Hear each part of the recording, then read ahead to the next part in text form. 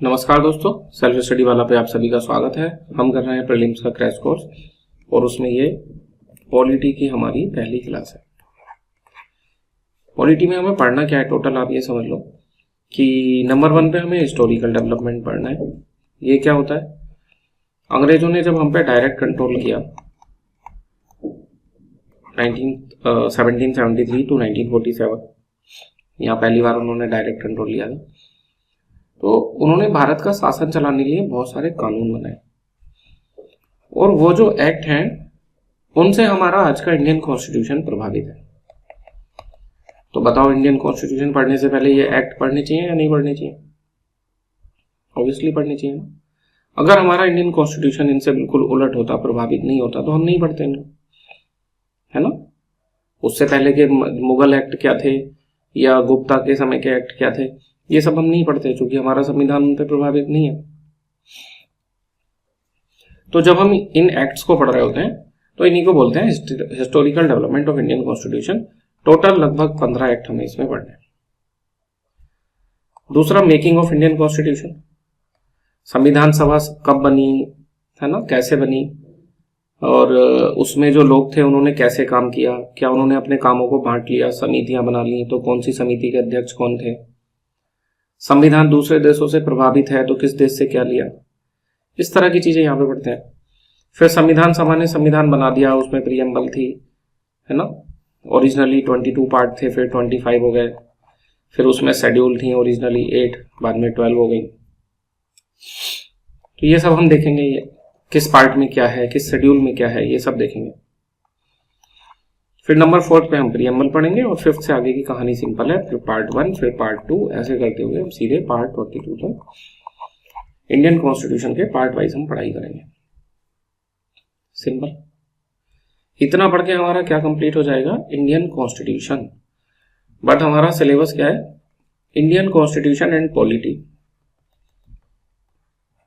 तो Indian polity की जो भी चीजें, जैसे किस तरह की सरकार है, फेडरल फॉर्म ऑफ गवर्नमेंट है, पार्लियामेंट्री फॉर्म ऑफ गवर्नमेंट है, तो वो हम इन्हीं पार्ट को पढ़ते पढ़ते जो ठीक जगह है जहां पे उसे पढ़ना चाहिए वहां कवर कर लेंगे। जैसे पार्लियामेंट्री फॉर्म, फेडरल फॉर्म, ये हम पार्ट 5 पढ़ते समय जब सरकार पढ़ेंगे तो वहीं पे पढ़ेंगे। और भी ऐसी बहुत सी चीजें हैं जहां से क्वेश्चन आता है। जैसे मान लो कैबिनेट सचिवालय है, उससे आईएएस में ही 2-3 बार क्वेश्चन आए हुए हैं। तो कैबिनेट सचिवालय क्या करता है ना। कैबिनेट, जब हम कैबिनेट पढ़ेंगे, प्राइम मिनिस्टर पढ़ेंगे, प्राइम मिनिस्टर ऑफिस देखेंगे, तो हम पार्ट 5 में इन सबको पढ़ लेंगे। मतलब हम टोटल सिलेबस करेंगे एक प्रॉपर जगह पे करके, लेकिन हम पढ़ेंगे ऐसे पार्ट वाइज ही। सिंपल है। ओके। एक खासियत है इस कोर्स की कि हर टॉपिक के बाद में क्वेश्चन दिए गए हैं। ये आपको बताना है कि कैसे प्रोसीड करना है नेक्स्ट क्लासेस में, है ना। हम बार बार इसको डिस्कस नहीं करेंगे। फिर टॉपिक 1, फिर उसके क्वेश्चन है जो भी 10, 15, 20, 30 अभी तक जितने भी क्वेश्चन आईएएस और पीसीएस के पेपर में उससे आए। फिर टॉपिक 2 है, सब्जेक्ट नहीं है ना, टॉपिक की बात कर रहे हैं, उसमें भी ऐसे ही क्वेश्चन है। मान लो हिस्टोरिकल डेवलपमेंट में एक टॉपिक हो गया 1909 का अधिनियम, एक हो गया 1919 का अधिनियम। आपने बस करना क्या है कि ये एक्ट पढ़ने के बाद इन क्वेश्चन को सोल्व करना है पूरी ईमानदारी से। अगर आप कर पा रहे हो तो आप अगले टॉपिक पे जाना, अगर आप नहीं कर पा रहे तो रुक जाना और पहले इस टॉपिक को रिवाइज करना। बीच में क्वेश्चन छोड़ के आगे मत भाग जाना ना। जरूरी ये नहीं है कि आपका सिलेबस पूरा हो, जरूरी ये है कि आपका नंबर आए, आप सेलेक्ट हो जाओ, ये ज्यादा जरूरी है ना। तो इस दौड़ में मत रहना ज्यादा से ज्यादा पेज पढ़ने और जल्दी से कंप्लीट करना है। चाहे एक पेज पढ़ना, लेकिन उसको ऐसे पढ़ना कि अब मैं इसका क्वेश्चन सोल्व कर लूंगा, फ्रूटफुल वे में पढ़ना है ना। ये तरीका आपको घर पे पढ़ते समय लगाना है। इनके नोट्स ऐप पे आपको मिलते रहेंगे, वहां से आप डाउनलोड करते रहना। ठीक, चलो तो शुरू करते हैं। पहले नंबर पे हमें पढ़ना है हिस्टोरिकल डेवलपमेंट। उससे पहले की थोड़ी सी कहानी जान लो। अंग्रेजों की जो कंपनी बनी, ईस्ट इंडिया कंपनी, वो 1600 में बनी थी, है ना। ब्रिटेन की रानी थी क्वीन एलिजाबेथ, हमारे यहाँ पे राजा थे अकबर। तो क्वीन एलिजाबेथ ने ईस्ट इंडिया कंपनी को क्या अधिकार दिया था? भारत में जाके शासन करने का अधिकार, प्रशासन करने का अधिकार, या व्यापार करने का अधिकार? ऑब्वियसली आपको पता होगा ना, ट्रेड राइट नहीं थे, व्यापार करने का अधिकार था। बस उसमें मोनोपोली थी कि एक अधिकार है, यही कर सकते हैं, बाकी नहीं। अपने यहाँ के राजा से तो अनुमति ले ली, अब हमारे हवाले से भी लेनी पड़ेगी, है ना। तो आए 1608 में जहांगीर से अनुमति लेने की कोशिश करी, नहीं मिली तो मछलीपट्टनम में फैक्ट्री खोल दी, फिर अनुमति मिल गई बाद में तो सूरत में फैक्ट्री खोल दी। ये सब है, हिस्ट्री का पार्ट है, अभी नहीं देखना। ऐसे करके 1764 तक कहीं प्रत्यक्ष कंट्रोल नहीं था इनका, है ना। यहां तक ये आराम से व्यापार करते रहे। यहां इन्होंने इनडायरेक्ट कंट्रोल कर लिया और 1773 में इन्होंने डायरेक्ट कंट्रोल करके भारत के ऊपर शासन करना शुरू कर दिया। ऐसे कैसे करना शुरू कर दिया? क्या इनके राजा ने इनको अनुमति दी हुई थी? हमने तो देखा है तो व्यापार करने की अनुमति लाए थे, तो राजा ने अलग से फिर किसी कानून में दे दी होगी। तो ये क्वेश्चन तो पेपर में पूछा जाएगा कि किस कानून में जो ब्रिटिश क्राउन है उसने इनको ये इनके जो पॉलिटिकल राइट है उनको मान्यता दी, है ना, या शासन प्रशासन करने को मान्यता दी। डन हो, हम देखेंगे अभी जितने भी एक्ट पढ़ेंगे आगे तो उसको देखेंगे। कहानी समझ लो अभी आप पूरी। 1773 से 1858 तक ईस्ट इंडिया कंपनी भारत में दो काम करेगी, आपको समझ में आ गया होगा। एक व्यापार और दूसरा शासन प्रशासन, है ना, एडमिनिस्ट्रेशन भी देखेगी यहाँ का। फिर धीरे धीरे करके इसके व्यापारिक राइट छीनने लगेंगे। आपको पता चलेगा 1813 में व्यापारिक एकाधिकार खत्म कर दिया, 33 में पूरी तरह से खत्म कर दिया। तो फिर क्या करेगी? खाली शासन प्रशासन देखेगी, गवर्निंग बॉडी बन जाएगी। और 1858 में तो ईस्ट इंडिया कंपनी को ही खत्म कर दिया। तो 1858 से 1947 तक भारत का शासन कैसे चलेगा? यहां तो एक कंपनी का शासन था, यहां पे ताज का शासन है ना। तो ब्रिटेन की संसद सीधे यहां का शासन चलाएगी और ये ताज का शासन की अवधि है ना। तो इसमें आपको ऐसे थीम बनानी है। एक मिनट बस, ये जो पहला वाला पीरियड है 1773 से 1858 और फिर 1858 से 1947, ये क्या है? रूल ऑफ क्राउन, और ये क्या है? रूल ऑफ कंपनी, है ना। तो इसमें यहां कंपनी कितनी शक्तिशाली थी? 58 में खत्म कर दी, तो एक साथ थोड़ी ना की होगी। यहां से यहां तक लगातार ब्रिटिश गवर्नमेंट या क्राउन कंपनी के ऊपर अपना कंट्रोल बढ़ाते चले जाएंगे, है ना। हर अगले एक्ट में कुछ ना कुछ ऐसा करा जाएगा कि कंपनी कंट्रोल हो रही होगी और ब्रिटिश गवर्नमेंट का या क्राउन का उसके ऊपर कंट्रोल बढ़ रहा होगा। दूसरा, है ना, कंपनी कमजोर हो रही है, लेकिन जो भारत में शासन चला रहा है कंपनी का व्यक्ति, गवर्नर जनरल ऑफ इंडिया। अभी सब में मत जाना कब गवर्नर जनरल ऑफ इंडिया हुआ, क्या हुआ, अभी बस आप समझो। तो इसकी शक्ति बढ़ रही होगी या कम हो रही होगी? तो इस बात का क्वेश्चन मतलब इस क्वेश्चन का आंसर आपको ऐसे मिलेगा, आपने कहीं पे कब्जा करना है तो आप क्या चाहोगे कि आपको बहुत लोगों से पूछ के निर्णय लेना पड़े, या जो मन में आए वो आप निर्णय ले लो? इन्हें भारत पे कब्जा करना था ना। तो उसमें तो देखो जितने भी इस तरह के राजा हुए हैं, हिटलर वगैरह, वो सब तानाशाह होते थे, अपनी मर्जी से करते थे, है ना। तो गवर्नर जनरल ऑफ इंडिया को ये बहुत पावरफुल बनाएंगे वो, है ना, क्योंकि उसे भारत में बहुत सारे डिसीजन लेने हैं। समझ रहे हैं आप? तो जो दूसरा पॉइंट होगा यहाँ पे कि ईस्ट इंडिया कंपनी क्या कर रही थी, क्या हो रहा था, गवर्नर जनरल ऑफ इंडिया बहुत ज्यादा पावरफुल हो रहा होगा, यानी कि हो रहा होगा सेंट्रलाइजेशन, शक्ति का केंद्रीकरण, है ना। ये दो थीम हम याद रखेंगे यहां जितने भी एक्ट आए हैं उनमें। क्लियर है ना? अब यहां वाले एक्ट में क्या थीम मिलेगी? यहाँ रानी ने घोषणा करी थी 1858 में कि भारत में उत्तरदायी शासन, सुशासन, ये सारी चीजें आएंगी। उत्तरदायी शासन तो वो होता है जहां जनता भागीदार होती है ना, तब रेस्पॉन्सिबल गवर्नमेंट आती है।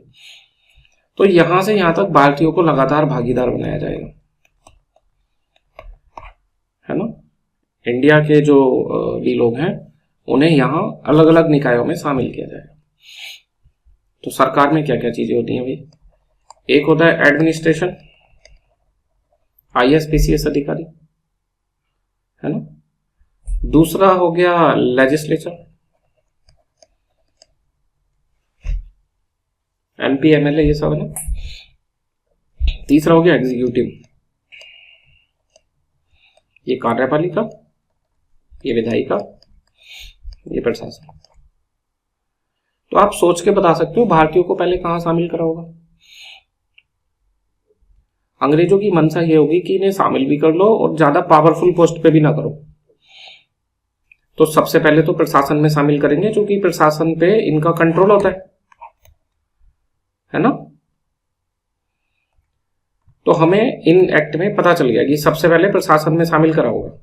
एक्चुअल में प्रशासन में तो इसी बीच में करना शुरू कर दिया। 1833 में प्रयास करा था ओपन परीक्षा कराने का कि भारतीय भी शामिल होंगे सिविल सर्विस में, तो नहीं हो पाए। तो 1853 से हो गए,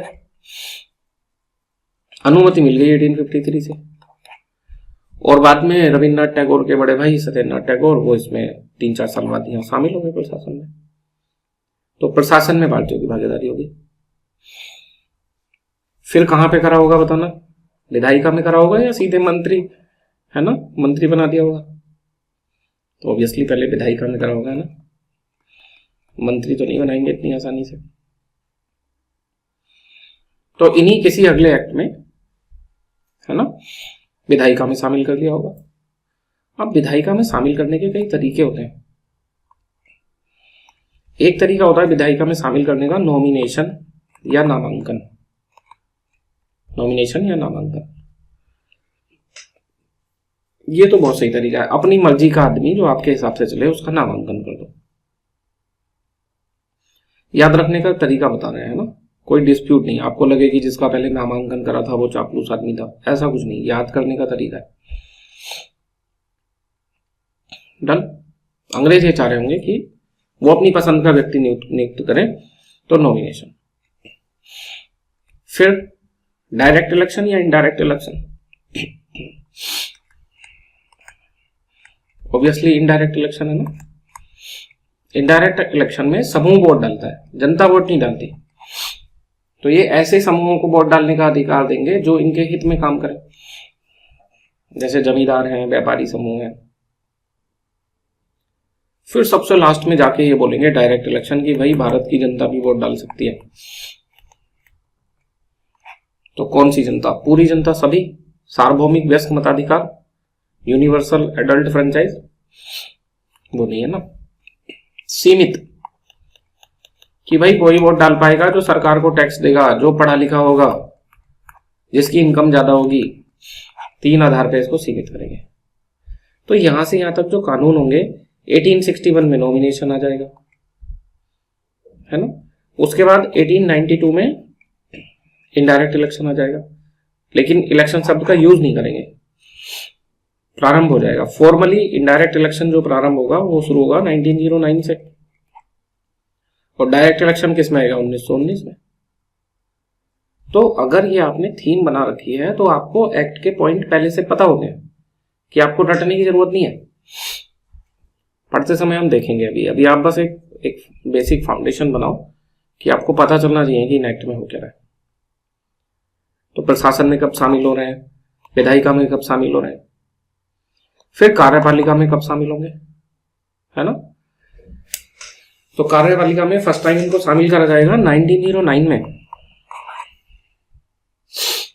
और जहां भी कहीं पहली बार भारतीयों को शामिल करा जाएगा तो भाई नाम पूछा जाएगा कौन सा भारतीय। जैसे यहाँ हो गए सत्येंद्रनाथ टैगोर, ये लेजिस्लेचर में 3 व्यक्ति थे, पटियाला के महाराज सर दिनकर राव, है ना, ऐसे करके 3 लोग थे। एग्जीक्यूटिव में सत्येंद्र प्रसाद सिन्हा, है ना, उनको पोर्टफोलियो सिस्टम यहाँ पे आ चुका था, तो उन्हें कोई ना कोई पोर्टफोलियो मिला होगा, तो उन्हें लॉ मिनिस्टर बनाया था, विधि मंत्री बनाया गया था। डन। तो हमें ऐसे थीम बनानी है, तो हमें पता चल जाएगा अगले एक्ट में क्या आने वाला है। तो ये जो आगे वाले कानून है इनमें आपको थीम पता चल गई। पहली थीम ये है कि भारतीयों को भागीदार बनाया जा रहा होगा, this is our first theme. दूसरा जो सेकंड थीम है वो क्या होगी, यहां पे क्या हो रहा था, केंद्रीकरण।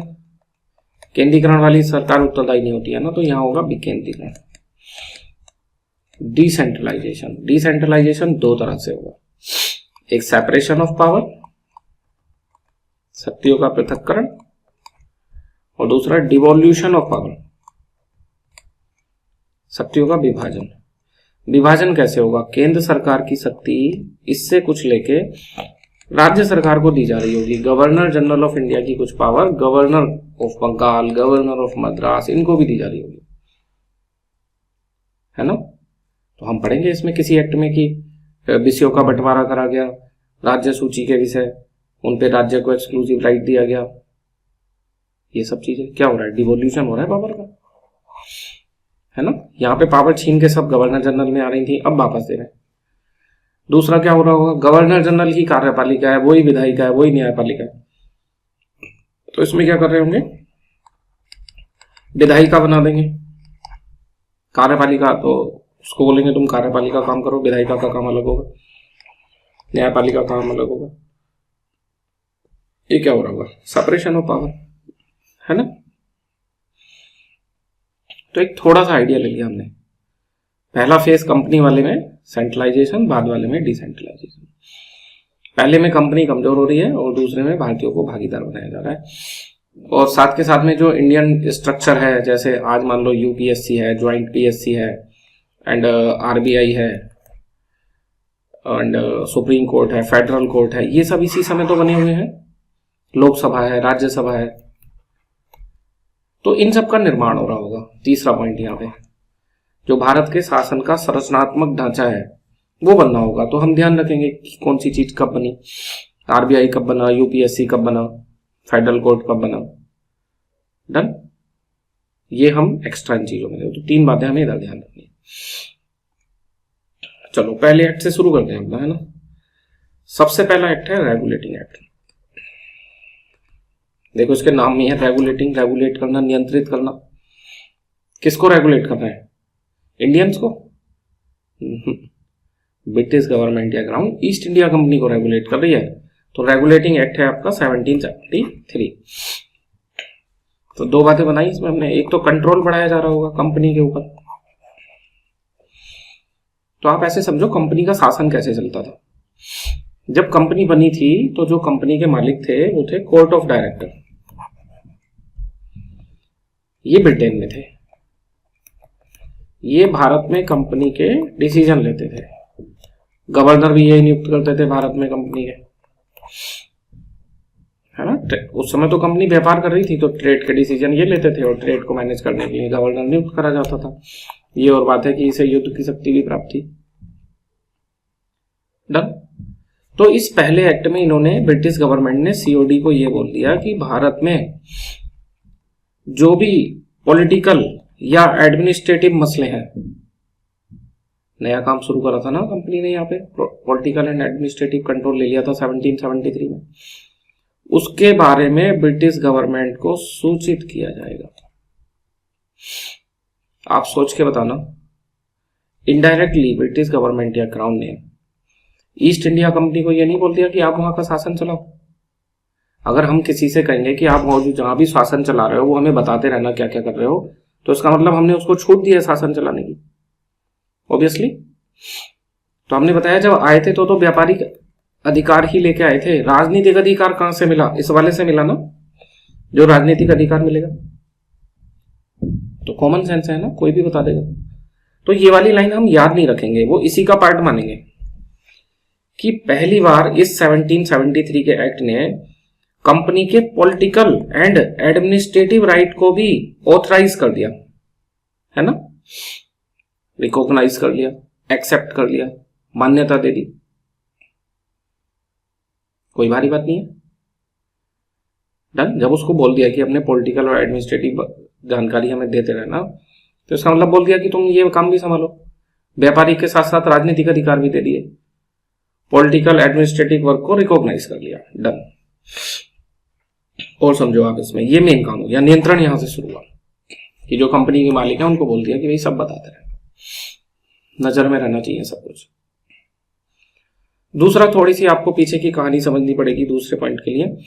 ये जो कंपनी के व्यापारी थे, ये भारत में आके प्राइवेट ट्रेड करते थे। कंपनी की तरफ से तो सामान खरीद के ले ही जाते थे, अपना अलग ले जाते थे, उसको भी बेचते थे। तो कंपनी को घाटा हो रहा था, व्यापारियों को फायदा हो रहा था। इसलिए कंपनी गई थी ब्रिटेन की संसद के पास कि भाई हमें डूबने से बचा लो। तो सरकार ने उसको बचाया, सरकार ये एक्ट लेके आई, और इसी एक्ट में सरकार ने बोल दिया कि ईस्ट इंडिया कंपनी के कर्मचारी भारत में निजी व्यापार नहीं करेंगे, है ना, बिना अनुमति के निजी व्यापार नहीं किया जाएगा। प्राइवेट ट्रेड की मनाही कर दी। अब जिसको कहानी पता है उसको ये पॉइंट भी याद हो जाएगा। बताओ इन तीनों पॉइंट में क्या है याद करने जैसा। सीओडी से बोल दिया कि भाई हमें सूचना देना, पॉलिटिकल एडमिनिस्ट्रेटिव वर्क की, इसका मतलब पॉलिटिकल और एडमिनिस्ट्रेटिव वर्क को रिकॉग्नाइज कर दिया। ईस्ट इंडिया कंपनी के कर्मचारियों से बोल दिया कि प्राइवेट ट्रेड मत करना।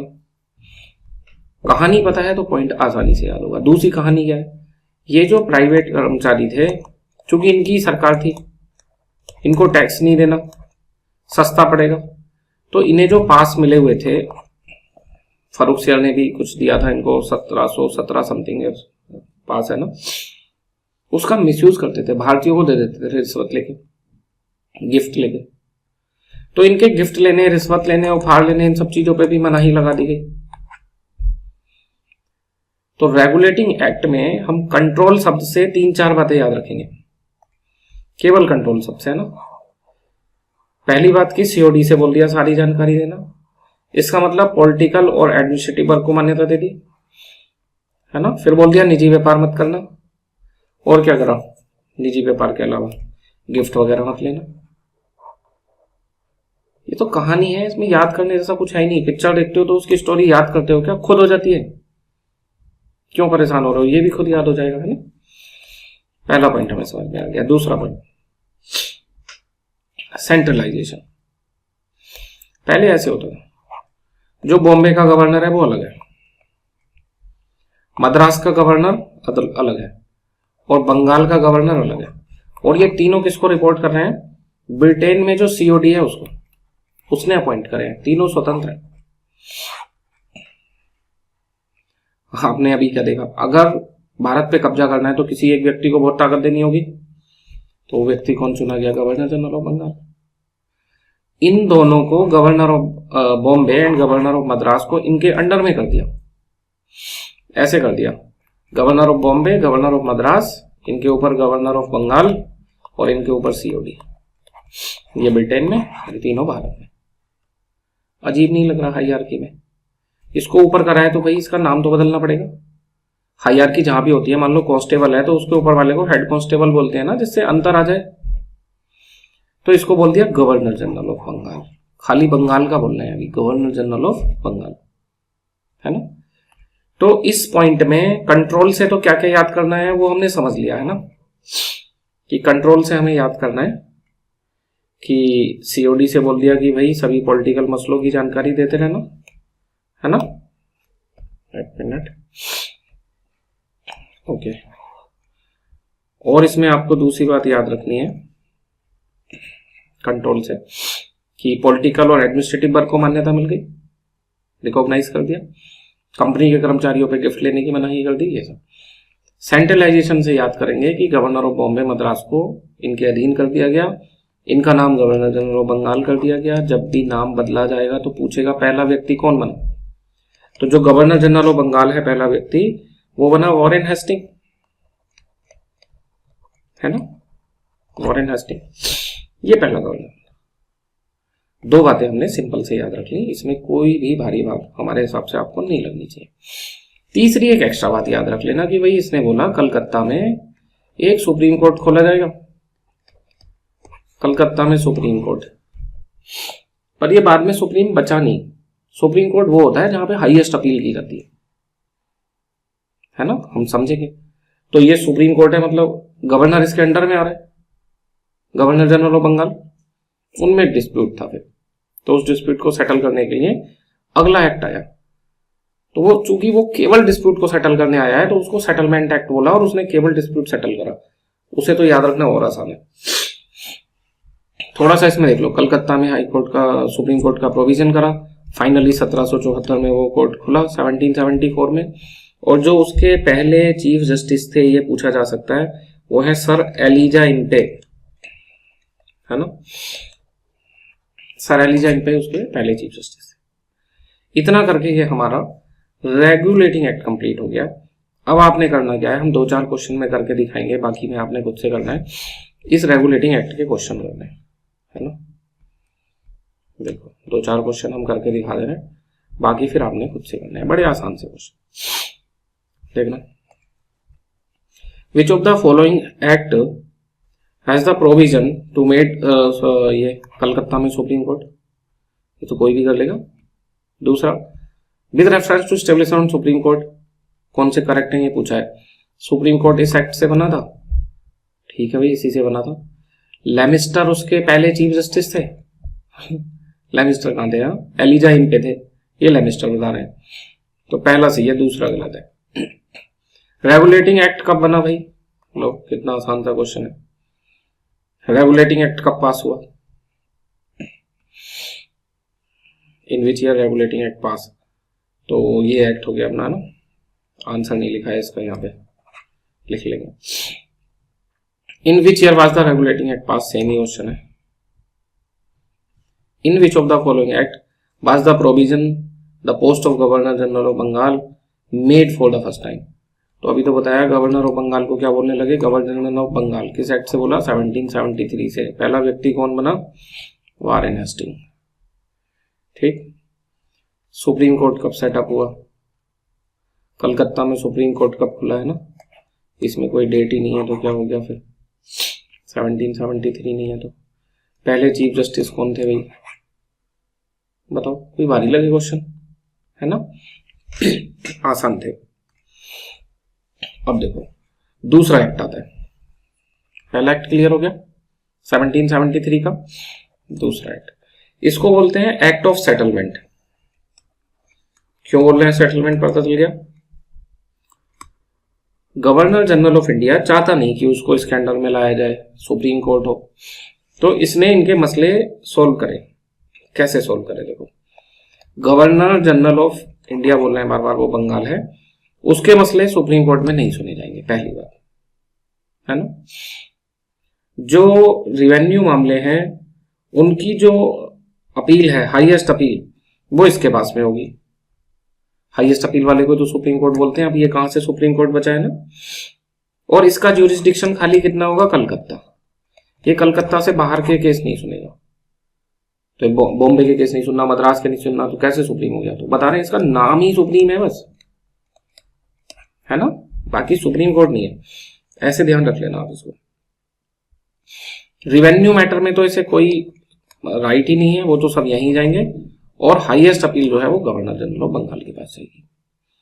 बाद में इसकी अपील ब्रिटेन जाने लगी थी प्रीवी काउंसिल में, गवर्नर जनरल ऑफ इंडिया की अपील, उसको बाद में देखेंगे।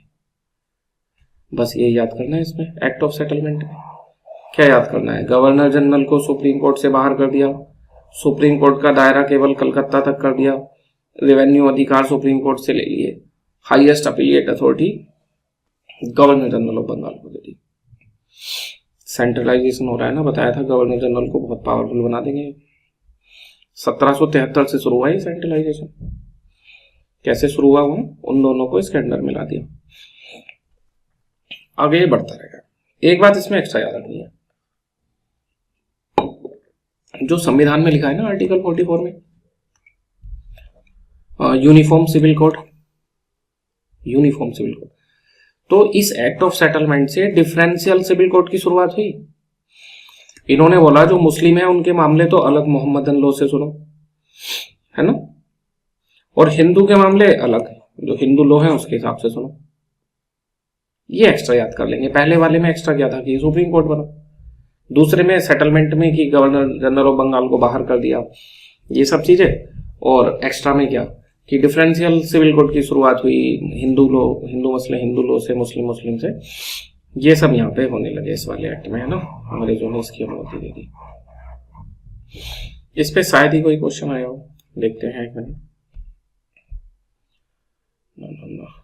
एक्ट ऑफ सेटलमेंट, हाँ इस पे कोई क्वेश्चन नहीं है ना। बन तो सकता है इस पे क्वेश्चन, लेकिन अभी इसमें कोई क्वेश्चन नहीं है। ठीक है, तीसरा एक्ट कौन आता है? Pitt's India act 1784। ये काम का है। इसमें ईस्ट इंडिया कंपनी पे जो कंट्रोल है वो पहले से और बढ़ा दिया। कैसे बढ़ाया? जो ब्रिटेन में सीओडी था ना, तो एक और संस्था बना दी वहां पे, बीओसी। ये नई संस्था बना दी। इसमें कौन लोग हैं? इसमें कंपनी के लोग नहीं है, जो ब्रिटिश गवर्नमेंट है उसके लोग हैं, ये कंपनी के लोग हैं। अब यहाँ जो गवर्नर जनरल ऑफ बंगाल है, इसको दो लोग आदेश दे रहे हैं। एक तो कोर्ट ऑफ डायरेक्टर व्यापारिक मामलों में, और एक बोर्ड ऑफ कंट्रोलर है ना, कौन से मामलों में? राजनीतिक मामलों में। हिंदी में इसको बोलते हैं, कोर्ट ऑफ डायरेक्टर को निदेशक मंडल। हिंदी के नोट्स में आपको सब मिल जाएगा। कोई भी कंफ्यूजन है तो आप व्हाट्सएप पे स्क्रीनशॉट शेयर कर देना, आपका डाउट क्लियर हो जाएगा ना। और इसको बोलते हैं नियंत्रक, कंट्रोलर है ना, तो नियंत्रक मंडल। कैसा शासन हो गया? द्वैध शासन, डायरकी। कहां पे आई है? ब्रिटेन में। भारत के मामलों को, जो भारत के मैटर है, अफेयर्स हैं, उनको मैनेज करने के लिए ब्रिटेन में डायरकी आ गई पिट्स इंडिया एक्ट से। बताना इस पे कंपनी कमजोर नहीं हो गई? कंपनी पे नियंत्रण पहले से और ज्यादा बढ़ गया। उसको बोला राजनीतिक मामले हम देखेंगे, चलो, है ना। तो बीओसी ने मैटर देखने शुरू कर दिए। ये पहली बात याद रखेंगे आप इस एक्ट में, है ना, पिट्स इंडिया एक्ट में, कि भाई एक नई संस्था बना दी, सीओडी बीओसी। तो बाइफर्केशन हो गया है। हर अगले एक्ट में ये ऐसे होता रहेगा, है ना। दूसरा काम क्या करा इन्होंने? यहां पे क्या बोला था? कंपनी को बोल दिया था राजनीतिक मसले देखते रहना। तो हम ऐसे बोल सकते हैं, पेपर में आ सकता है कि कंपनी के पॉलिटिकल राइट रिकॉग्नाइज कर दिए। वैसे भेजा तो था इकोनॉमिक राइट देके खाली, है ना, ट्रेड के राइट। अभी पॉलिटिकल राइट भी रिकॉग्नाइज कर लिए। यहां पे जो भारत में ईस्ट इंडिया कंपनी का क्षेत्र था, इस वाले एक्ट में, पिट्स इंडिया एक्ट में, उसको पहली बार कहा गया ब्रिटिश पसेशन, ब्रिटिश क्षेत्र या ब्रिटिश आधिपत्य के क्षेत्र, ब्रिटिश पसेशन। ऐसे याद रखोगे आप। एक एक्ट में था, फिर एक एक्ट छोड़ के। पहले एक्ट में था कि रिकॉग्नाइज कर दिए कंपनी के पॉलिटिकल राइट, फिर एक एक्ट छोड़ दिया। इसे तो छोड़ना ही पड़ेगा, ये तो खाली सेटलमेंट के लिए आया था। पिट्स इंडिया एक्ट में उसको ब्रिटिश आधिपत्य के क्षेत्र बोल दिया। ठीक है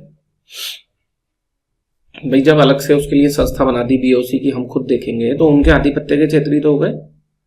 लिंक कर लो दोनों चीजों को। इंटरलिंकिंग जितनी ज्यादा करोगे, याद करना उतना आसान हो जाएगा, पेपर में क्वेश्चन सोल्व करना उतना आसान हो जाएगा। अंडरस्टैंड? बस आपने धीरे धीरे धैर्य रखते हुए पूरी क्लासेस देखनी है, फिर आप देखो आपसे बच के कुछ जाने वाला नहीं है ना। ठीक, तो ये सीओडी बीओसी वाला जो मसला है, ये आपने देना है। दूसरा, इसमें आप ऐसे देख सकते हो सेकंड में कि इसमें एक पॉइंट रह गया था रेगुलेटिंग एक्ट में, कि जब रेगुलेटिंग एक्ट का बता दें पहले एक पॉइंट, कि रेगुलेटिंग एक्ट में जब ये बॉम्बे और मद्रास के वालों को इनके अधीन कर दिया था, बंगाल वाले के, तो इसका काम बढ़ गया। तो इसको 4 लोगों की टीम दी थी, बंगाल के गवर्नर को 4 लोगों की टीम। उसको क्या बोलते थे?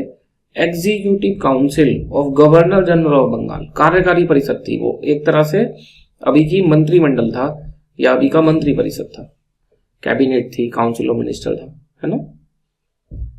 मतलब एग्जीक्यूटिव बॉडी थी, आप ये ध्यान रखेंगे, गवर्नर जनरल की कार्यकारी परिषद। अब ये कोई काम का पॉइंट तो नहीं है। पिट्स इंडिया एक्ट में ये तो समझ में आ रहा है कि वे बीओसी बना दिया, कि वो 4 की संख्या 3 कर दी एग्जीक्यूटिव काउंसिल में। ज्यादा इंपॉर्टेंट पॉइंट तो नहीं है, पर पेपर में पूछा जाता है तो आप याद रख लेना फिर, है ना। 2 बातें पिट्स इंडिया एक्ट में याद रख लेना कि नंबर 1 कि बीओसी बना दिया, और नंबर 2 कि ये संख्या 4 से 3 कर दी, है ना। चलो इस पे भी देखते हैं 1-2 क्वेश्चन कोई आए हैं क्या, ना। शुरू में हम दिखा रहे हैं क्वेश्चन, बट बाद में ये आपने करने हैं फिर अपने आप से, ना। क्या क्वेश्चन है भाई, ये बोर्ड ऑफ कंट्रोल किस एक्ट से बना भाई, बता दो इनको तो किस एक्ट से बना है, ना। 1786, इसको देख लो अब 1 मिनट बस।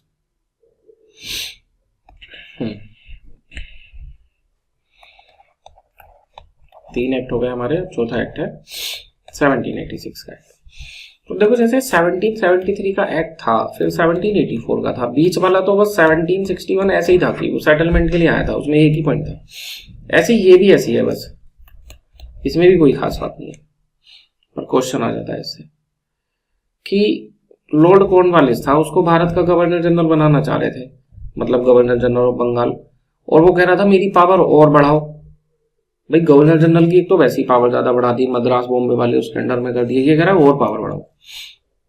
कह रहा है ये जो आपने काउंसिल बना रखी है governor general of Bengal plus 4 लोगों की, मुझे इन 4 से पूछ के काम नहीं करना, मुझे अकेले काम करने की पावर दो तभी जाऊंगा, बीटो पावर दो मुझे।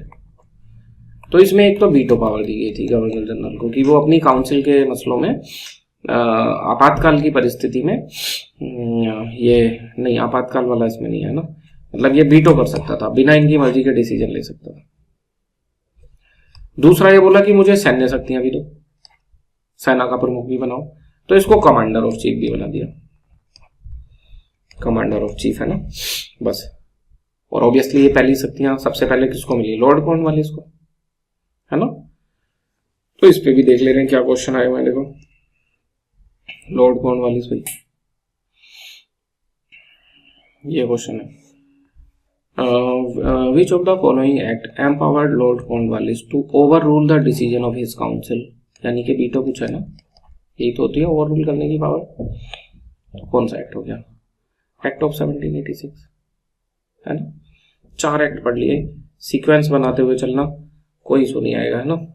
क्या सीक्वेंस है अपना, 1773 में तो भाई कंट्रोल शुरू करा था, बस उनको ये बोला था सीओडी को कि फैसले बताते रहना, उन लोगों ने उसका अंदाजा ये निकाला कि कंपनी के पॉलिटिकल राइट भी रिकॉग्नाइज कर दिए, है ना।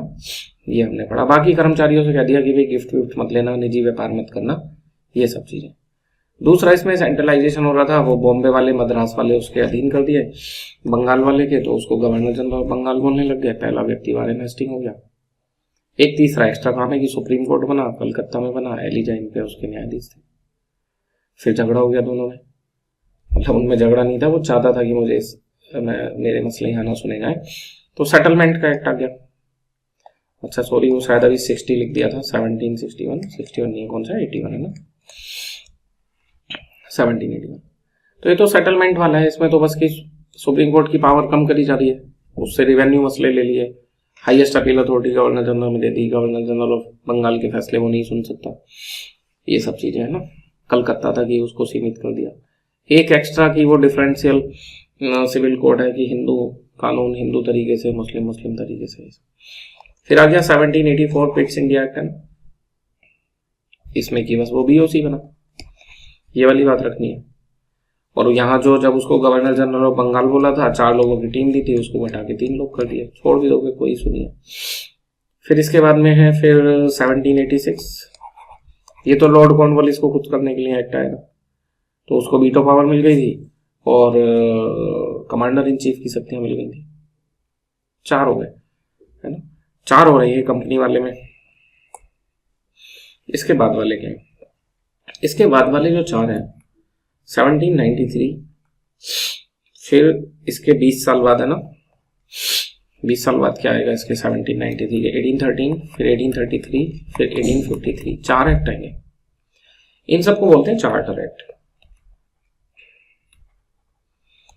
है ना, जो रानी की आज्ञा थी उसको ब्रिटेन की संसद में रखते थे, इस वजह से उसका नाम ये एक्ट बोलने लग गए। वो सब आपसे नहीं पूछेगा, आपसे पूछेगा चार्टर एक्ट पहला कौन सा था। फर्स्ट चार्टर एक्ट ये था 1793। बहुत से लोग रेगुलेटिंग एक्ट लगा देंगे, 73 तो गलत हो जाएगा ना। लास्ट चार्टर एक्ट कौन था, वो ये वाला था 1853। तो एक तो आप ये याद रखोगे। डन।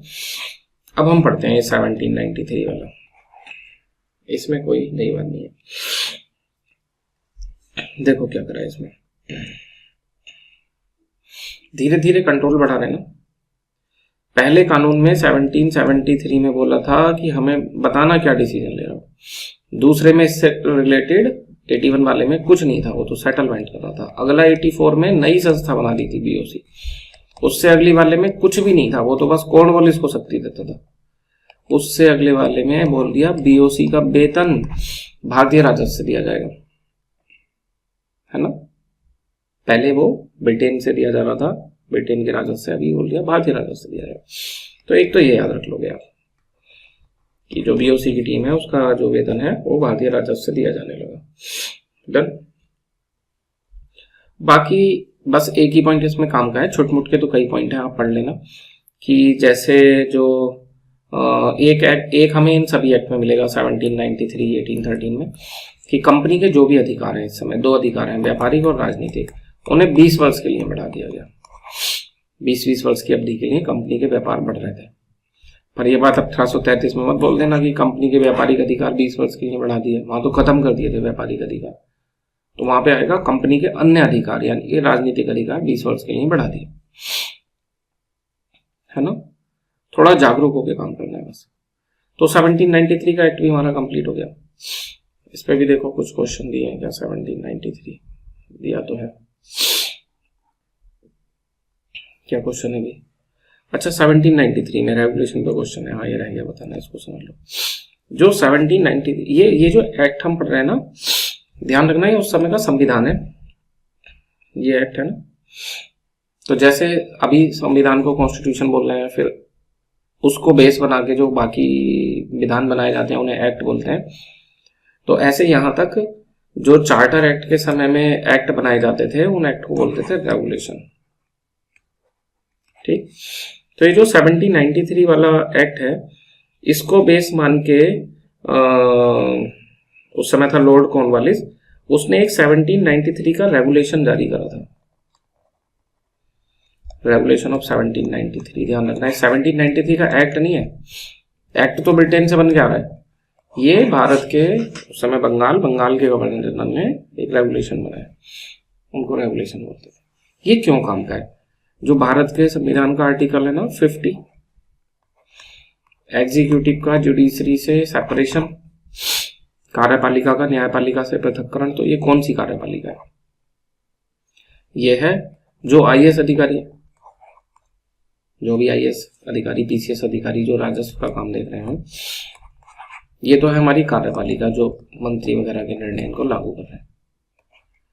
और जो दंड देने का काम कर रहे हैं, केस सुन रहे हैं, वो कौन है, न्यायपालिका। पहले ये दोनों काम एक ही आदमी करता था, इसका मतलब डिस्ट्रिक्ट जज और डिस्ट्रिक्ट कलेक्टर एक ही होता था। इस 1793 के रेगुलेशन ने डिस्ट्रिक्ट लेवल पे इनका सेपरेशन कर दिया, डिस्ट्रिक्ट जज अलग कर दिया और डिस्ट्रिक्ट कलेक्टर अलग कर दिया। डिस्ट्रिक्ट कलेक्टर के पास कुछ मजिस्ट्रेट की पावर भी है, तो उसको डीएम भी बोल सकते हैं। ये हमने अभी की टर्मिनोलॉजी लेके समझा दिया, पर आप इसको ध्यान रखोगे कि जिला स्तर पे कार्यपालिका का न्यायपालिका से पृथक बना गया। तो 1793 में आपको 2 बातें याद रखनी है ना।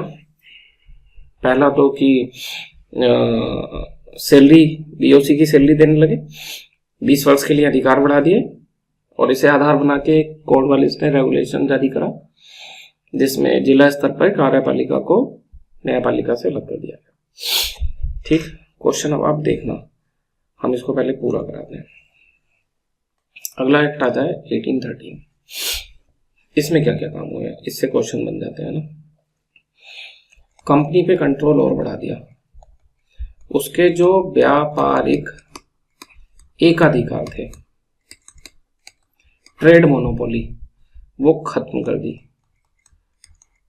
एंड कर दी ट्रेड मोनोपोली, है ना। अब ब्रिटेन से और लोग आके भी व्यापार कर सकते थे।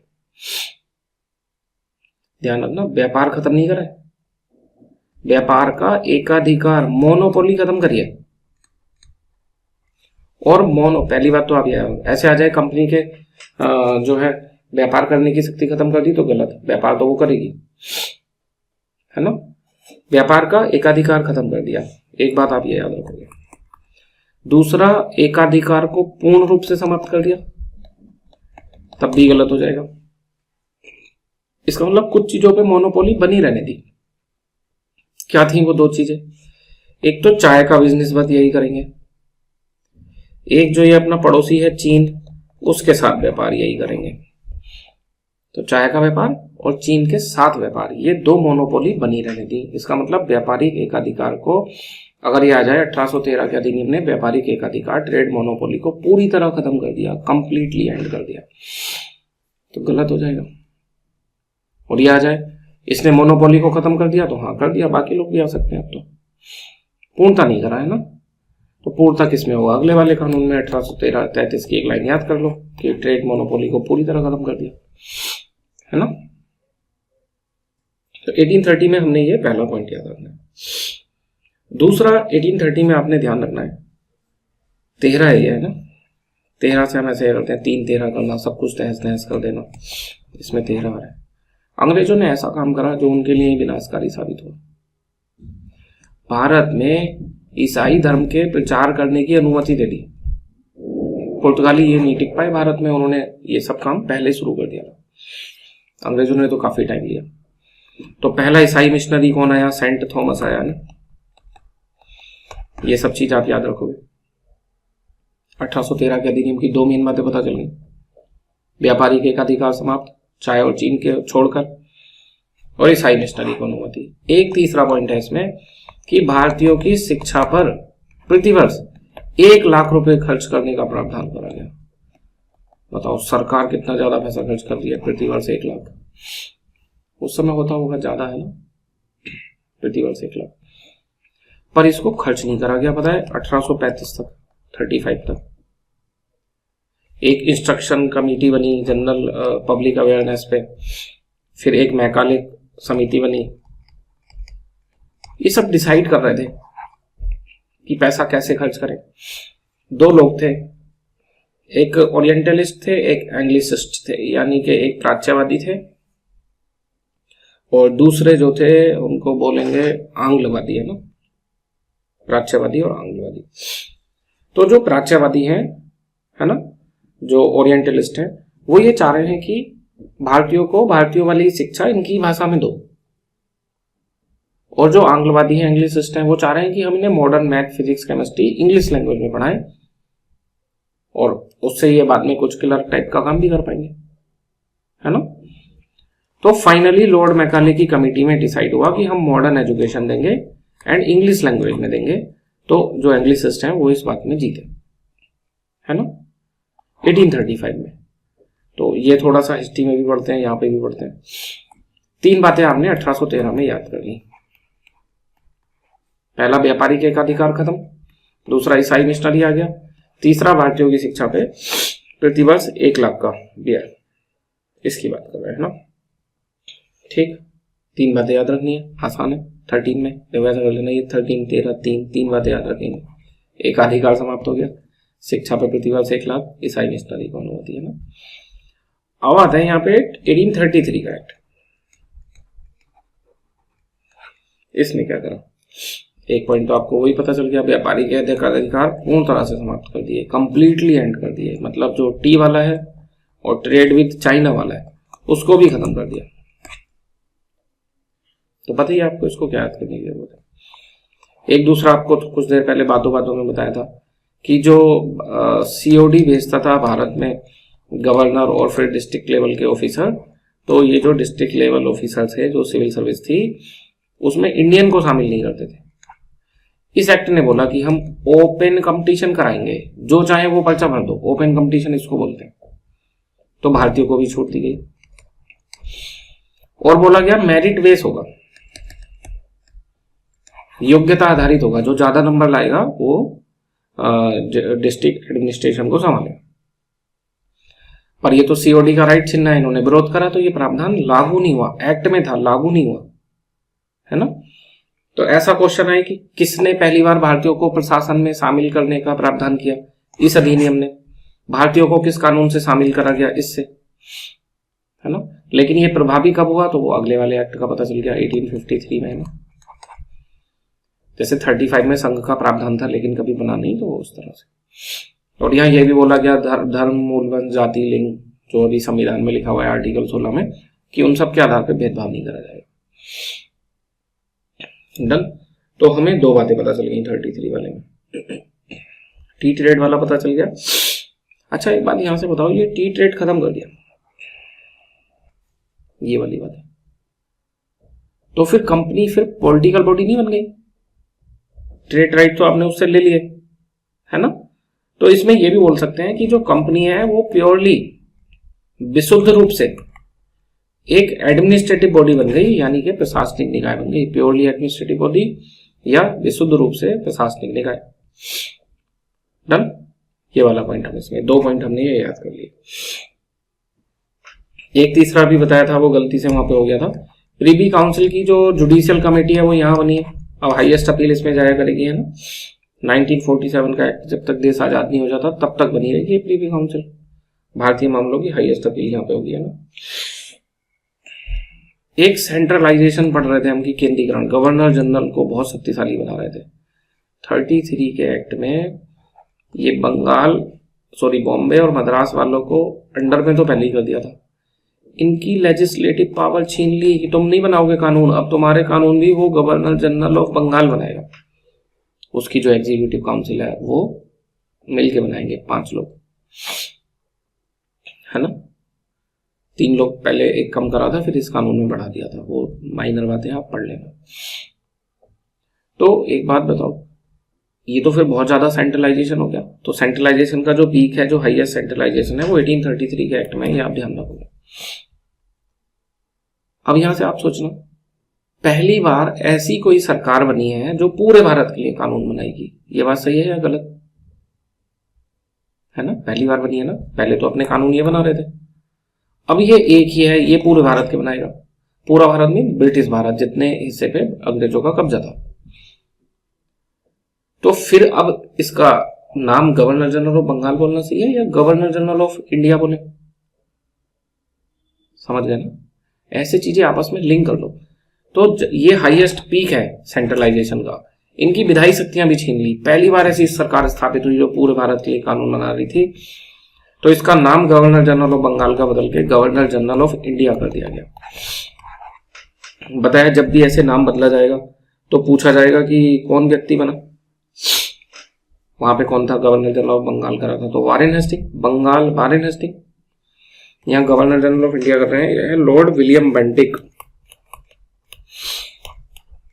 ये पूछा जाता है पेपर में, तो याद रखोगे, है ना।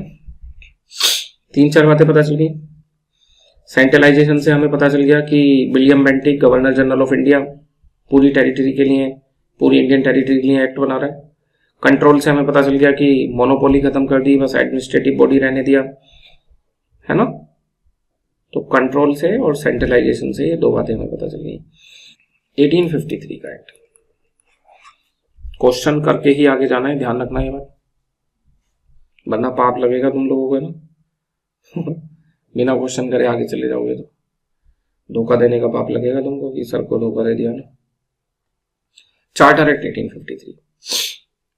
अब यहां से वो शुरू हो जाएगा। अभी देखो डिसेंट्रलाइजेशन, पर डिसेंट्रलाइजेशन में 2 चीजें होती हैं। एक तो पावर आपस में बांट लेते हैं कि कार्यपालिका अलग बना दी, विधायिका अलग बना दी, न्यायपालिका, ऐसे ना। अभी न्यायपालिका को छोड़ो, कार्यपालिका विधायिका को रहने दो।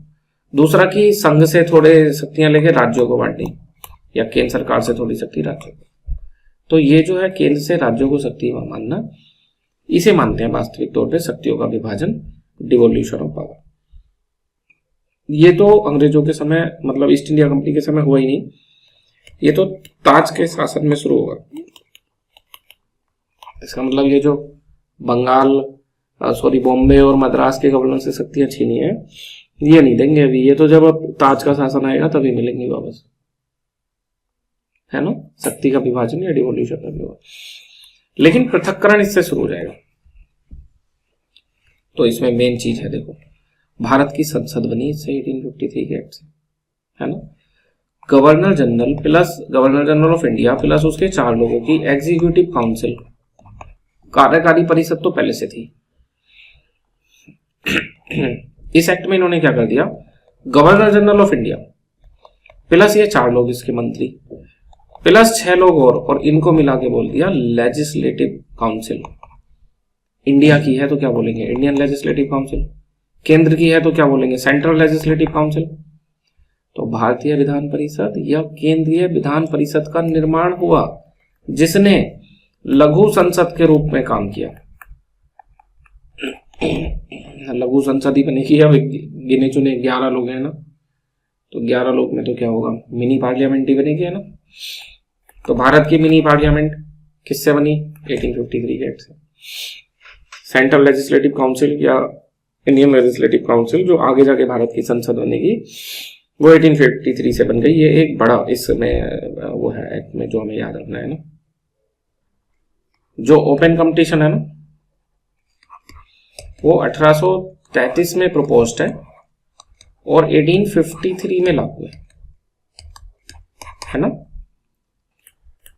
13 में तो बस वो 3 काम हुए थे ना, 13 में 3, एक शिक्षा वाला, दूसरा वाला हुआ कि व्यापारिक एकाधिकार समाप्त करे, तीसरा ईसाई मिशनरी को अनुमति मिली, है ना। 33 में प्रपोज्ड है, 53 में लागू है ओपन कंपटीशन, तो आप इसको ध्यान रखेंगे।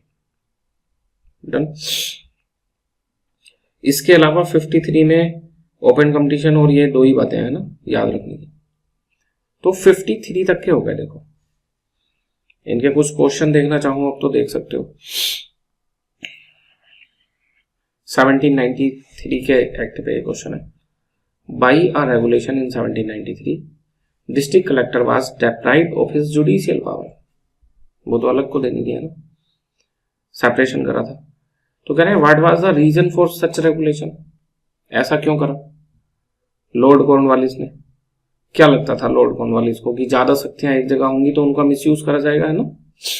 तो इसमें से पढ़ लेना कौन सा वाला बनेगा कि ज्यादा शक्तियां एक जगह हो तो उनका मिसयूज करा जाता था। ये आपने ध्यान रखना है कि इस एग्जाम में है ये क्वेश्चन, भाई आईएएस के पेपर में 2010 में आया हुआ क्वेश्चन है ना। देखो यहाँ पे हिंट देख लो, लॉर्ड कॉर्नवालिस को लगता था कि ज्यादा पावर का कंसेंट्रेशन होगा तो एब्सोल्यूट पावर के मिसयूज के चांस ज्यादा है ना, वो अनडिजायरेबल है। 1813 के एक्ट में कि इंग्लिश एजुकेशन इन इंडिया, 1813 के में बात था कि 1 लाख खर्च करेंगे। एक कमेटी बनाई थी, ये भी बता दिया हमने। डिसाइड ही नहीं कर पा रहे थे पैसा कैसे खर्च करें। ओरिएंटलिस्ट एंड एंग्लिसिस्ट की कंट्रोवर्सी थी, ये भी हमने बता दिया। तीनों प्रोविजन ठीक है ना, आपको अच्छे से करने हैं question. And by which act parliament British parliament had abolish the monopoly of east India company. तो इसमें कंफ्यूज मत होना है ना कि 13 था 33 था। अबॉलिश तो इसी में हो गई, कंप्लीटली अबॉलिश अगर यहाँ पे आ जाए कंप्लीटली तब 33 आंसर आएगा ना। नेक्स्ट की which act of British parliament abolish the east India company monopoly, तो फिर वही भाई 13 वाला आएगा, है ना। कंप्लीटली जब तक नहीं आता तब तक 13 वाला आएगा। 1813 के चार्टर एक्ट के बारे में कुछ पूछा है। It ended the trade monopoly, ठीक है भाई, ट्रेड चाइना टीन को छोड़ के। Asserted the sovereignty of British crown over the Indian territory held by the company, इसको समझाते हैं अभी, है ना, इसको भी समझाएंगे। तीसरा the revenue of India were now controlled by the British parliament. अभी कहां से कंट्रोल कर लेंगे, 1833 चल रहा है, तो कंपनी का शासन है ना। तो तीसरा पॉइंट तो गलत है। दूसरा समझ लो अभी, दूसरे में क्या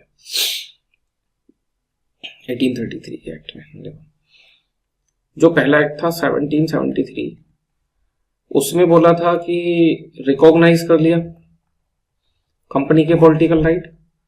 फिर 1781 का कानून छोड़ दो, उसमें कुछ नहीं था। 1784 में थोड़ा कंट्रोल और बढ़ा के बीओसी ले आए। फिर एक 1786 का कानून छोड़ दो। फिर 1793 उसमें बोल दिया कि इनका वेतन बीओसी का वेतन भारतीय राजस्व से देना। फिर 1813 का कानून आया, इसमें पता है क्या बोला है ना। इस 1813 के एक्ट में ये बोला गया कि ईस्ट इंडिया कंपनी भारत का जो शासन है वो तब तक चलाएगी बस जब तक जो ब्रिटेन की महारानी है वो खुश रहेंगी या उनका विश्वास हासिल रहेगा, है ना। कि east India company held the ये जो ब्रिटिश टेरिटरी, इंडियन टेरिटरी है जिसको उन्होंने ब्रिटिश पोसेशन बोला था, इंटरेस्ट ऑफ हिज मैजेस्टी, समझ गए। जब तक रानी का ईस्ट इंडिया कंपनी पे विश्वास है तब तक ही वो यहाँ पे शासन चलाएगी। ये 1813 के कानून में ही बोल दिया था, तो इसको आप याद रखोगे, है ना। तो अब इस वाले पॉइंट को पढ़ लो आप, है ना। ये वाला पॉइंट अब आप दोबारा से पढ़ो, दूसरे नंबर वाला। It asserted the sovereignty of British crown over the Indian territory. तो इसने उसको और ज्यादा असर्ट नहीं कर दिया, जो सॉवरेनिटी इन्होंने यहां से मांगी थी 1784 में, जो बोला था ब्रिटिश पोसेशन है, तो वो एक तरह से अपनी संपूर्णता ही बताई थी, उसको और ज्यादा प्रभावी तरीके से बताया कि आप केवल तभी तक इसको हेल्ड करोगे जब तक कि हमारा आप में ट्रस्ट बना रहेगा। तो ये वाला पॉइंट ठीक है उस हिसाब से, है ना। ये आपके नोट्स में लिखा हुआ मिल जाएगा, वहां से पढ़ लेना आप एक बार, ठीक। ये थोड़ा एक बेनिफिट होता है क्वेश्चन करने का, है ना। वहां पे आपको ये इस तरह के 1-2 पॉइंट एक्स्ट्रा मिलते हैं। नोट्स में आपके ये सब है तो वहां आपको मिलेंगे। मोनोपोली किससे खत्म हुई है तो ये पता है हमको, चाइना ट्रेड के छोड़ के बाकी मोनोपोली कब से खत्म हुई। इसमें कंफ्यूज होते हैं लोग कि 13 लगाए या 33 लगाए, हमने बता दिया आपको, कोई कंफ्यूजन तो नहीं है। कंफ्यूजन हो तो व्हाट्सएप पे पूछ लेना, है ना। नंबर 7, ट्रेड मोनोपोली कब खत्म हुई भाई, बताना। एक ही क्वेश्चन कितनी बार पूछेंगे। नॉट ट्रू, 1813 के बारे में कौन ट्रू नहीं है। क्रिश्चियन मिशनरी को अलाउ करो, सही है भैया। तो asserted the sovereignty of British crown, बताओ 2 बार आया हुआ है ये असर्टेड। एक बार आईएएस के पेपर में एक छत्तीसगढ़ की थी इसमें, तो ठीक है, उसको बोला था कि held the territory in the trust of his majesty. Done, chronology में हमने सारी चीजें बता दी आपको। ट्रेड मोनोपोली खत्म कर दी थी, ये भी ठीक है।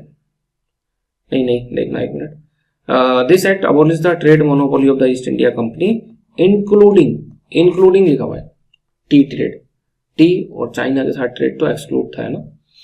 तो सी आंसर होने का, है ना। अभी जल्दी मैं इसका डी लगा देते, गलत हो जाता।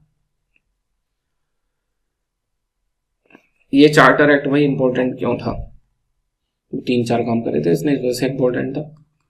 ट्रेड मोनोपोली खत्म करी थी, ईसाई मिशनरी को अनुमति दी थी, शिक्षा पे 1 लाख खर्च करने को बोला था, और वो कि held the territory in trust of his majesty, महारानी के विश्वास था कि आप केवल शासन करोगे।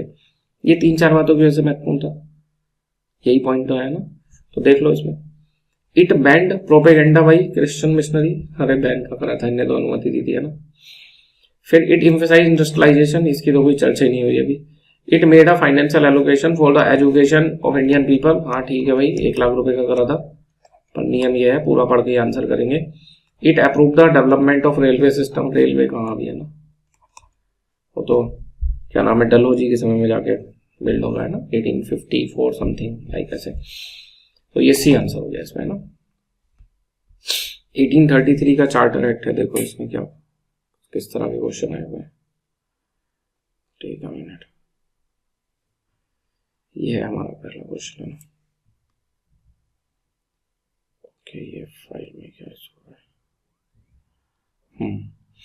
ये मैचिंग करवा रहे हैं कुछ। बोर्ड ऑफ कंट्रोल कब बना था भाई, बता दो इनको। पिट्स इंडिया एक्ट में बना था, है ना। ए का 2 हो गया, ए का 2, ये तीनों आंसर बन सकता है ना।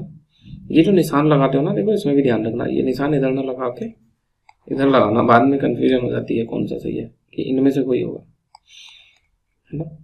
सुप्रीम कोर्ट तो 1773 से, तो बी का 1 गई, बी का 1 तो बस एक ही में है, फिर आंसर तो पता चल गया, है ना। नियम ये है, पूरा पढ़ के करेंगे, जितना एश्योर्ड हो जाए, है ना। नहीं समझ में आएगा तो इतने सी कर देंगे। परमिशन ऑफ इंग्लिश मिशनरी, चलो 13 वाले से मिली थी, तो सी का 3 होना चाहिए, है ना। अब भी यही आंसर आ रहा है, फिर तो डी यही बचा। लो मेंबर गवर्नर जनरल में तो 1833 के एक्ट में वो वापस एक मेंबर जो कम करा था, फिर जो पिट्स इंडिया एक्ट में घटा दिया था ना, उसको बढ़ा दिया गया। तो बी आंसर हो गया फिर। ठीक है, आप भी इनको कर लेना बढ़िया से एक बार। दूसरा क्वेश्चन है फिर, which act for the first time made it possible for Indian to take some share in administration in the country? किस एक्ट ने पहली बार बनाया, है ना? 33 वाले ने एक्ट में लिख दिया था कि भारतीय भी शामिल होंगे, लेकिन फाइनली वो लागू नहीं हुआ, तो 1853 वाले से उसको कर दिया गया, है ना? Which one of the following provision was not made in Charter Act 1833? कौन सा नहीं करा गया? Trading activity East India company की अबोलिश कर दी, सही है। Designation of supreme authority was to be change governor general of India, governor general of India in council, ये एक्स्ट्रा है ना, आप तो इतने से याद कर लेना, ये भी ठीक है। Law making power to be conferred on governor general in council, ये भी ठीक है ना, बताया था अखिल भारतीय सरकार बनी जो पूरे भारत के लिए कानून बना सकती थी। And Indian was to be appointed as a law member, अभी कहाँ से लॉ मेंबर हो गया, मंत्री थोड़ा ना बना दिया भारतीयों को, अभी तो प्रशासन में शामिल नहीं हुए, फिर विधायिका में शामिल होंगे, तब जाके कहीं कार्यपालिका में शामिल होंगे, है ना? तो ये तो कॉमन सेंस से भी हो जाएगा, जिसको नहीं पता होगा वो भी कर देगा। गवर्नर जनरल बंगाल को गवर्नर जनरल ऑफ इंडिया कब से कहने लगे, है ना? बताओ, 2023 में क्वेश्चन है, इतना आसान था। ये घटनाएं पूछी हैं कि भाई बीओसी कब बना, पिट्स इंडिया एक्ट से बना था, है ना? ए का 2 हो गया, ये वाला होगा या ये वाला होगा। फिर है establishment of supreme court, B का 1 हो गया, तो बी का 1 इसमें है ना, ये आंसर हो गया। फिर भी आप पूरा मिला लेना एक बार, पूरे पढ़ के ही क्वेश्चन करने हैं ना। Which act abolish the monopoly of east India company on trading of T and sugar, है ना? तो ये टी, शुगर और ये टी वाला तो किससे हुआ था? 33 से। टी और चाइना वाला छोड़ के ये हो गया था 13 वाले से। फिर है the British east India company lost the monopoly of T, तो टी वाली तो गई 33 में छोड़ी है, टी और ट्रेड वाली तो बचा ली थी इन्होंने 13 में। In which of the following year was almost the entire area of present day Uttar Pradesh separated from the Bengal presidency and placed under Agra presidency? तो ये थोड़ा सा अलग क्वेश्चन है, यूपी के पेपर में आया है, अगर आपने यूपी पीसीएस वाला फोकस करके देना है तो वहाँ काम आएगा, खाली आईएएस वाले में तो आप इसको स्किप भी कर सकते हो, है ना?